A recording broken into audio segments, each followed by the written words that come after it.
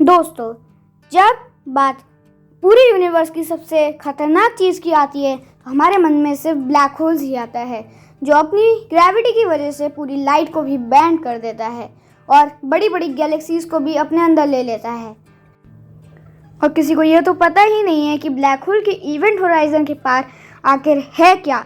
और कहते हैं कि अगर ब्लैक होल सिर्फ 2 सेंटीमीटर का भी हो तो पूरी धरती को अपने अंदर ले सकता है।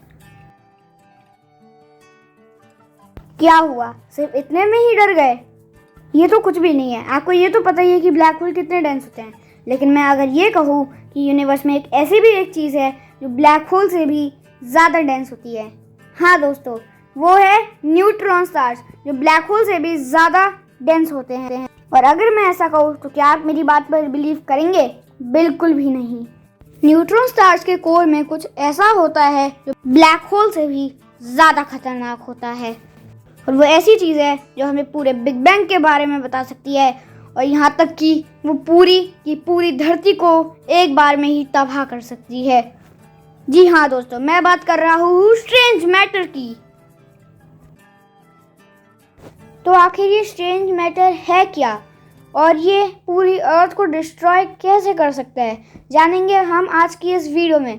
तो वीडियो को लास्ट तक ज़रूर देखना, क्योंकि ये वीडियो पूरी धरती को ख़त्म करने की ताकत रखती है। सो हेलो गाइस, मैं हूँ व्यामर्श, और चलिए अपनी वीडियो को स्टार्ट करते हैं। जानते हैं स्ट्रेंज मैटर के बारे में।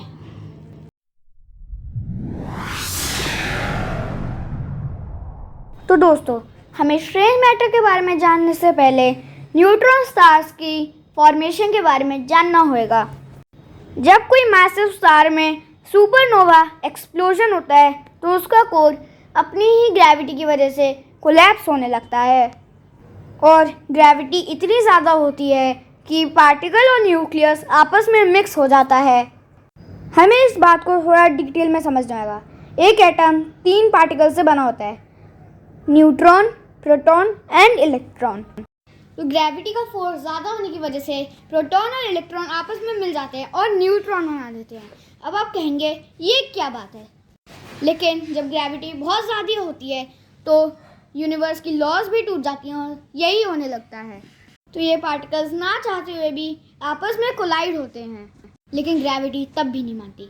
वो और फोर्स लगाती है और इनको और कोलाइड करने की कोशिश करती है, लेकिन अब पार्टिकल्स भी थोड़ा ग्रेविटी से हट कर आते हैं। वो भी अपना फोर्स लगाना शुरू करते हैं और ग्रेविटी को हराने की कोशिश करते हैं। अब ये तो साफ है कि वो पार्टिकल्स की फोर्स ग्रेविटी से कम ही होगी और वो उसको नहीं हटा पाएंगे। लेकिन अगर ये पार्टिकल्स अपनी जगह पर टिके रहे और ग्रेविटी को हरा दे तो फॉर्म होता है एक न्यूट्रॉन स्टार, और अगर ग्रेविटी जीत जाती है तो फॉर्म होता है एक ब्लैक होल। अब आप ये तो समझ ही गए होंगे कि न्यूट्रॉन स्टार्स इतने डेंस क्यों होते हैं। आप ये बात जानकर हैरान होंगे कि कुछ डायमीटर वाला न्यूट्रॉन स्टार एक सन से भी ज़्यादा भारी होता है, और एक पिंग पोंग बॉल के बराबर का न्यूट्रॉन स्टार भी एक पूरे हिमालय पर्वत से भी ज़्यादा भारी होता है। न्यूट्रॉन स्टार्स इतने ज़्यादा डेंस होते हैं कि न्यूक्लियर फिजिक्स के भी पूरे लॉज टूट जाते हैं इनके सामने। लेकिन आखिर कैसे?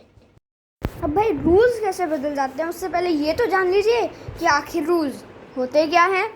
मैं आपको बता दूं, न्यूट्रॉन्स और प्रोटॉन्स क्वार्क्स नाम के पार्टिकल्स से बने होते हैं। जी हाँ दोस्तों, आपके स्कूल में इन्हें सबसे स्मॉलेस्ट पार्टिकल्स भी बताया गया होगा। क्वार्क्स टोटल 6 प्रकार के होते हैं, जिसमें से सिर्फ 2 ही प्रकार के क्वार्क्स न्यूट्रॉन और प्रोटॉन का फॉर्मेशन करते हैं, अप क्वार्क और डाउन क्वार्क। बाकी 4 प्रकार के क्वार्क सिर्फ एक्सट्रीम कंडीशंस में ही एग्जिस्ट कर सकते हैं, और क्वार्क्स कभी अकेले नहीं रहते। न्यूट्रॉन और प्रोटॉन्स भी 3-3 क्वार्क्स के मिलने से बने होते हैं, लेकिन न्यूट्रॉन स्टार्स में ये कंडीशंस नहीं रहते। वहाँ के अनबिलीवेबल फोर्स और ग्रेविटी के कारण ये क्वार्क्स आपस में मिल जाते हैं, और आपस में बियॉन्ड नहीं रहते, बल्कि एक साथ मिलकर एक क्वार्क का पूल बना लेते हैं, और इसी क्वार्क पूल से बने हुए मैटर को हम क्वार्क मैटर भी कहते हैं। और जिस स्टार में क्वार्क मैटर पाया जाता है हम उसे क्वार्क स्टार कहते हैं। लेकिन अगर क्या हो कि हम इस क्वार्क मैटर पर और फोर्स डाल दें नहीं भाई नहीं, इतना भी ज़्यादा फोर्स नहीं लगाना है कि ये ब्लैक होल बन जाए। लेकिन अगर हम ब्लैक होल के ट्रस्ट होल तक फोर्स लगा दे तो क्या होगा।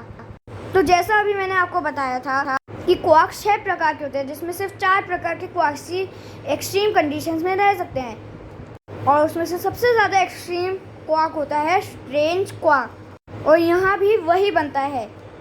स्ट्रेंज क्वार्क डेंसिटी की सारी लिमिट्स को क्रॉस कर देता है और ये इतना ज़्यादा स्टेबल होता है कि इसको डिस्ट्रॉय करना नेक्स्ट टू इम्पॉसिबल है।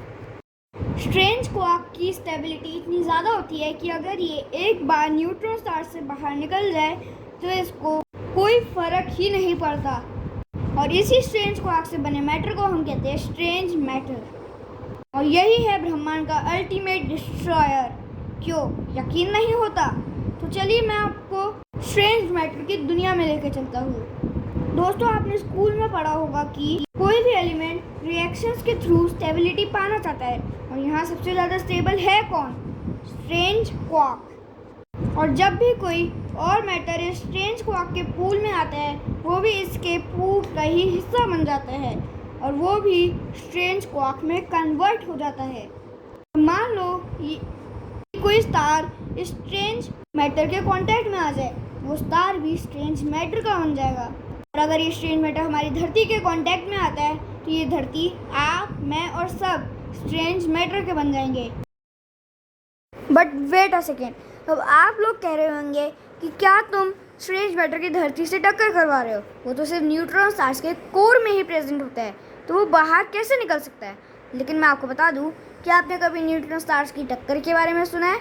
जब ग्रेविटी के कारण दो न्यूट्रॉन स्टार्स की टक्कर होती है तो इनका कोर डैमेज हो जाता है और इनके कोर में प्रेजेंट सारा स्ट्रेंज क्वार्क बाहर निकल जाता है, और इसी स्ट्रेंज मैटर के छोटे पार्टिकल को हम कहते हैं स्ट्रेंजलेट्स।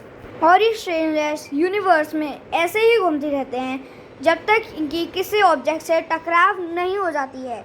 और अगर ये हमारी धरती से भी आकर टकरा जाए तो पूरी धरती के सारे एटम्स स्ट्रेंजलेट्स में बदल जाएंगे और आप लोग स्ट्रेंज मैटर के बन जाएंगे। और अगर ये हमारे सन के कांटेक्ट में भी आ जाता है तो हमारा पूरा सन स्ट्रेंज मैटर का बन जाएगा, और इसका साइज़ तो उतना ही रहेगा लेकिन इसकी लाइट बहुत कम हो जाएगी। और अगर धरती स्ट्रेंज मैटर के टकराव से बच भी जाती है तो वो सनलाइट के एब्सेंस में ही ख़त्म हो जाएगी। साइंटिस्ट मानते हैं कि स्ट्रेंज मैटर यूनिवर्स में स्ट्रेंजलेट्स के फॉर्म में ही घूमता होगा, और कुछ साइंटिस्ट तो ये भी मानते हैं कि बिग बैंग के वक्त स्ट्रेंज मैटर बहुत ही मात्रा में फैला था और ये टाइम के साथ पूरे यूनिवर्स में फैल गया था।